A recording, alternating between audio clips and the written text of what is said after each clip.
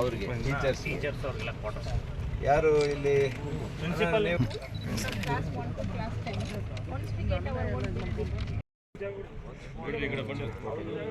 ಗೌರಿಬಿದನೂರು ನಗರದ ಇಡುಗೂರು ರಸ್ತೆಯ ಬಳಿ 25 ಕೋಟಿ ವೆಚ್ಚದಲ್ಲಿ ಅನುಮೋದನೆಗೊಂಡಿರುವ ಕೇಂದ್ರೀಯ ವಿದ್ಯಾಲಯದ ನೂತನ ಕಟ್ಟಡ ಕಾಮಗಾರಿ ವೀಕ್ಷಿಸಿ ಸಂಸದ ಡಾಕ್ಟರ್ ಕೆ ಸುಧಾಕರ್ ಮಾತನಾಡಿ, ಮೊದಲು ಇಡೀ ಜಿಲ್ಲೆಯ ಸಮಸ್ತ ಜನತೆಗೆ ಹೊಸ ವರ್ಷದ ಶುಭಾಶಯಗಳನ್ನು ತಿಳಿಸಿ ಎಲ್ಲರ ಬಾಳಿನಲ್ಲಿ ಅತ್ಯಂತ ಸಂತೋಷ ಮತ್ತು ಸಮೃದ್ಧಿ ತರಲಿ, ಭಗವಂತ ಒಳ್ಳೆಯ ಆರೋಗ್ಯ ಕರುಣಿಸಲಿ, ಜೊತೆಗೆ ವರ್ಷದಲ್ಲಿ ರೈತರ ಅತ್ಯಂತ ಸಂತೋಷದ ಕ್ಷಣ ಸಂಕ್ರಾಂತಿ ಹಬ್ಬವನ್ನು ಸಂಭ್ರಮ ಸಡಗರದಿಂದ ಆಚರಿಸಲಿ, ರೈತರ ಆರೋಗ್ಯ ಉತ್ತಮವಾಗಿರಲಿ ಎಂದು ಆಶಿಸಿದ್ದಾರೆ.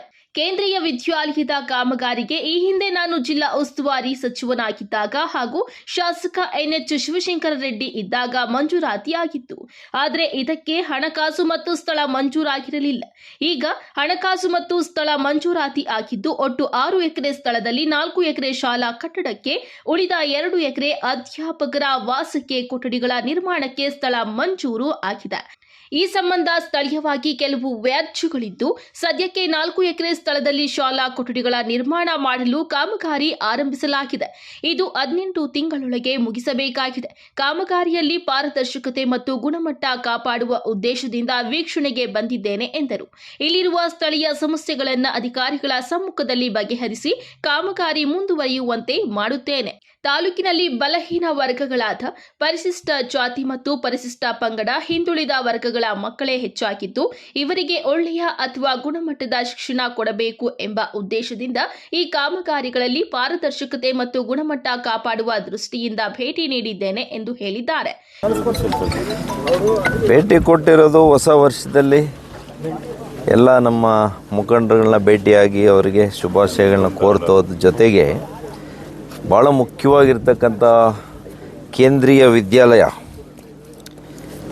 ಇದರ ಒಂದು ಕಾಮಗಾರಿನ ವೀಕ್ಷಣೆ ಮಾಡೋದು ಸುಮಾರು 25 ಕೋಟಿ ರೂಪಾಯಿಯಲ್ಲಿ ಮಂಜೂರಾಗಿತ್ತು. ಹಿಂದೆ ನಾನು ಜಿಲ್ಲಾ ಉಸ್ತುವಾರಿ ಸಚಿವನಾಗಿದ್ದಾಗ ಮತ್ತು ಇಲ್ಲಿ ಶಾಸಕರ ಹೊತ್ತು ಮಾನ್ಯ ಶಿವಶಂಕರ ರೆಡ್ಡಿ ಅವರಿದ್ದರು. ಆಗ ಇದು ಮಂಜೂರಾಗಿತ್ತು, ಕೇಂದ್ರದಲ್ಲಿ ಮಂಜೂರಾಗಿತ್ತು. ಆದರೆ ಹಣಕಾಸು ಅನುದಾನ ಒದಗಿಸಿರಲಿಲ್ಲ, ಸ್ಥಳ ಕೂಡ ನಿಗದಿ ಆಗಿರಲಿಲ್ಲ. ಸ್ಥಳದಲ್ಲಿ ಸ್ವಲ್ಪ ವ್ಯಾಜ್ಯಗಳು, ಸ್ಥಳೀಯವಾಗಿರ್ತಕ್ಕಂಥ ವ್ಯಾಜ್ಯಗಳು ಇದ್ದವು. ಆದರೆ ಈಗ ನಮ್ಮ ಹೊಸ ತಹಸೀಲ್ದಾರು, ನಮ್ಮ ಕಮಿಷನರವರು ಎಲ್ಲ ಬಂದ ಮೇಲೆ ಈಗ 4 ಎಕರೆ ಒಳ್ಳೆಯ ಜಾಗ 4 ಎಕರೆ ಒಂದು ಕಡೆ ಕೊಟ್ಟಿದ್ದಾರೆ, 2 ಎಕರೆ ಅದರ ಪಕ್ಕದಲ್ಲೇ ಹೊಂದಿಕೊಂಡು ಕೊಟ್ಟಿದ್ದಾರೆ. ಇಲ್ಲಿ ಮುಖ್ಯ ಕಟ್ಟಡ ಬರ್ತದೆ, ಶಾಲೆ ಕಟ್ಟಡ ಇಲ್ಲಿ ಬರುತ್ತೆ. ಆ 2 ಎಕರೆಯಲ್ಲಿ ಅಧ್ಯಾಪಕರಿಗೆ ಅವ್ರಿಗೆ ಉಳ್ಕೊಳ್ಳಿಕ್ಕೆ ವಸತಿ ಕಟ್ಟಡ ಅಲ್ಲಿ ಬರುತ್ತೆ. ಒಟ್ಟು 25 ಕೋಟಿ ರೂಪಾಯಿ. ಇದಕ್ಕೆ PMC ಕೂಡ ನಮ್ಮ ಧಾರವಾಡ ಮೂಲದ IIT ಸಂಸ್ಥೆಗೆ ವಹಿಸಿದ್ದಾರೆ, ಸರ್ಕಾರಿ ಸಂಸ್ಥೆಗೆ. ಹಾಗಾಗಿ ಪಾರದರ್ಶಕತೆಯಿಂದ ಗುಣಮಟ್ಟವನ್ನು ಕಾಯ್ದುಕೊಳ್ಳೋದು ಮತ್ತು ಕಾಮಗಾರಿಯ ವೇಗವನ್ನು ಕೂಡ 18 ತಿಂಗಳೊಳಗಡೆ ಇದು ಕಾಮಗಾರಿ ಮುಗಿದು ಹಸ್ತಾಂತರ ಮಾಡಬೇಕು. ಅದಕ್ಕೆ ನಾನು ಮೊದಲನೇ ದಿವಸ ಇವತ್ತು ಬಂದು ಎಲ್ಲ ವೀಕ್ಷಣೆ ಮಾಡಿದ್ದೀನಿ. ಸ್ಥಳೀಯವಾಗಿ ಸಣ್ಣ ಪುಟ್ಟ ಕೆಲವು ಸಮಸ್ಯೆಗಳಿದ್ದಾವೆ, ಅದನ್ನು ರೈತರನ್ನು ಕರೆದು ನಮ್ಮ ಅಧಿಕಾರಿ ಮಿತ್ರರ ಜೊತೆ ಸಮಾಲೋಚನೆ ಮಾಡಿ ಅದನ್ನು ಕೂಡ ಬಗೆಹರಿಸಿ ಎಲ್ಲ ರೀತಿಯಲ್ಲಿ ವೇಗವನ್ನು ಕೊಡೋದು ಭಾಳ ಮುಖ್ಯ. ಗೌರಿಬಿದನೂರು ಒಂದು ರೀತಿಯಲ್ಲಿ ಒಂದು ಬಾರ್ಡರ್ ಕ್ಷೇತ್ರ ಆಗಿದೆ. ಇದು ದಾಟಿದ ಮೇಲೆ ಇನ್ನು ಆಂಧ್ರಾಗೆ ಹೋಗ್ಬೇಕು. ಹಾಗಾಗಿ ಇಲ್ಲಿ ಬಲಹೀನ ವರ್ಗಗಳು ಹೆಚ್ಚು ಜನ ಇದ್ದಾರೆ. ಪರಿಶಿಷ್ಟ ಜಾತಿ, ಪರಿಶಿಷ್ಟ ಪಂಗಡದ ಬಡವರು ಹೆಚ್ಚು ಜನ ಇದ್ದಾರೆ. ಅವರ ಮಕ್ಕಳಿಗೆ ಇವತ್ತು ಒಳ್ಳೆಯ ಶಿಕ್ಷಣ ಕೊಡಬೇಕು, ಉನ್ನತ ಶಿಕ್ಷಣ ಕೊಡಬೇಕು.